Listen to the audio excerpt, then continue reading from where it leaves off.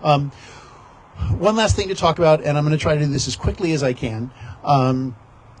8 weeks ago, I stood here and talked about Venezuela and said that there are three questions that are really simple questions, but that you have to ask when confronting something like the swooping in and scooping out the leader of a foreign country. What? So what? Now what? What is this? What is this thing we're talking about? So what? Why does it matter? Will it have consequences? And now what? What happens next? So Iran. The four-letter word that I think applies to this is risk.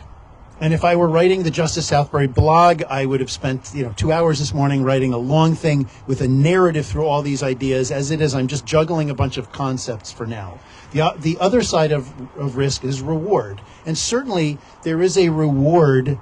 There is a benefit to the world if the Iranian regime, as it has been for decades, is no longer the Iranian regime of the future. How they treated their own people who dissented.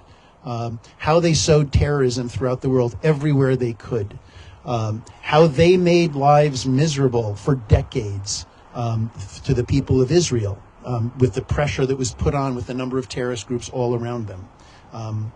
Whatever they were doing with nuclear weapons, whatever their intentions really were. I don't think that, I don't, as Paul said, I'm not a violence guy. I'm not in favor of anybody being killed. But if you had to take out a foreign leader or a foreign leadership, that's kind of where you'd start. But although I trust the talent and the bravery of our fighting forces, I'm concerned about how the generals and advisors are constrained in what they do and what they say and the advice that they're giving to the decision makers.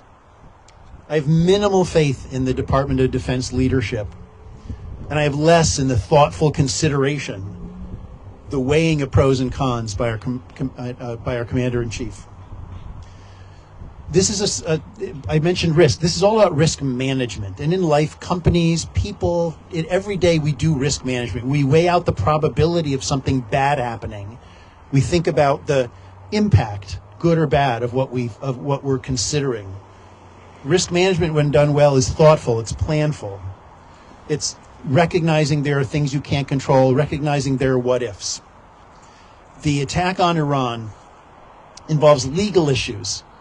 How this particular country has the power to do certain things with foreign leaders and foreign countries, and how any country in the world has the ability to do that. And just think about how we would feel, regardless of what you think of our president and our leadership.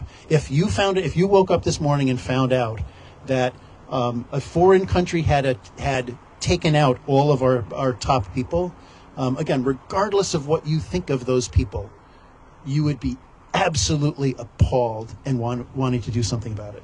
So legally, we are not supposed to do this. There are moral issues of simply saying, I'm going to decide to kill those people.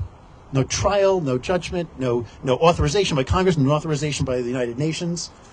There are consequential issues. There are always the law of unintended consequences. A girls' school, where at least now the most recent number I saw was 148 girls killed at a school, which happens in war. But the long-term consequences for the Middle East, the long-term consequences for a country like Russia or China, which might say, yeah, the strong companies, I've been talking about here, an approach that says, when I want something, I grab them by the... And I've given example after example after example over this past year of someone who's motivated by saying, if I want something, money, a chick, a country, a Greenland, I take it. That's what I do, because I'm allowed to. So, you heard about the lessons that he learns from this. I solved Venezuela. I'm solving Iran. I'm going to solve Cuba. All these people that we don't like in the world, I'm the one to get rid of them. I'm really concerned with the lessons he draws from this.